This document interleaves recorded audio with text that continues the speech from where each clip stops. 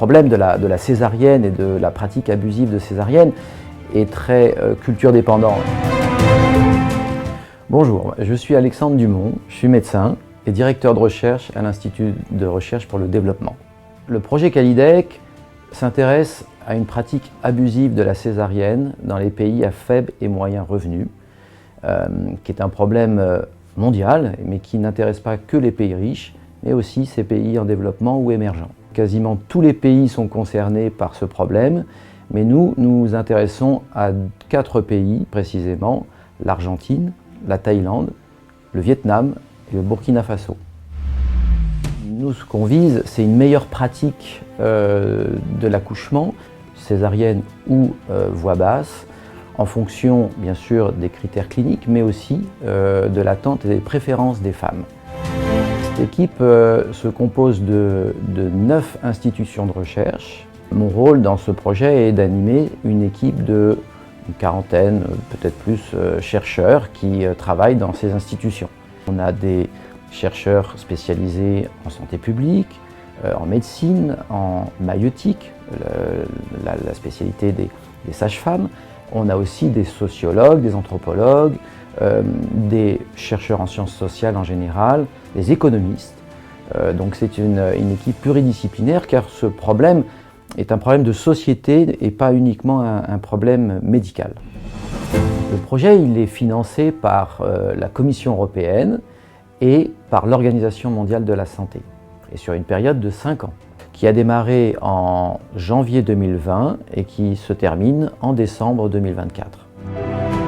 Ce projet est un projet de recherche interventionnel, c'est-à-dire qu'on met en place une intervention pour essayer d'améliorer la qualité des soins dans des hôpitaux qui ont été sélectionnés dans ces 4 pays. Ce projet aussi évalue l'intervention que l'on met en œuvre et aussi les effets que l'intervention va produire sur la qualité des soins, la satisfaction des femmes, les taux de césarienne. Donc tout ça se mesure, mais bien sûr avec des moyens de recherche assez sophistiqués.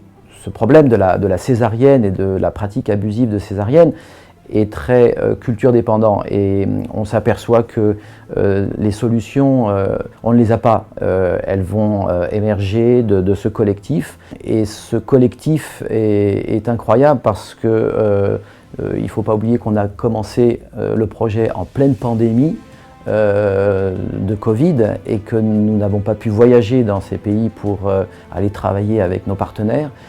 Donc tout s'est fait en visioconférence, mais on a malgré tout senti une mobilisation incroyable et surtout l'émergence d'une intelligence collective qui nous permet d'avancer et de trouver des solutions adaptées à chaque contexte. Et c'est ça qui est assez magique et incroyable dans ce projet. Alors, on essaye d'intervenir au niveau du système de santé et auprès des professionnels, mais aussi auprès des femmes enceintes et leur entourage. On pense que c'est de cette façon-là que l'on pourra améliorer la décision du mode d'accouchement.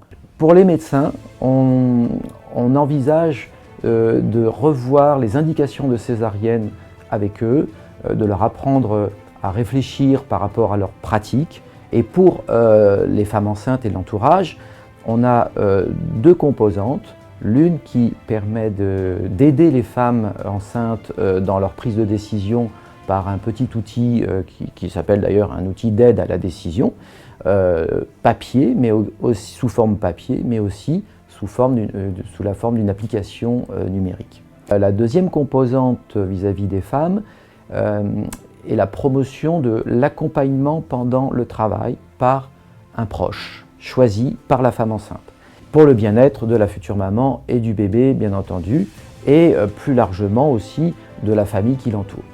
Dans les pays où on travaille, notamment en Argentine, en Thaïlande, au Vietnam et au Burkina Faso, c'est une pratique qui n'est pas courante.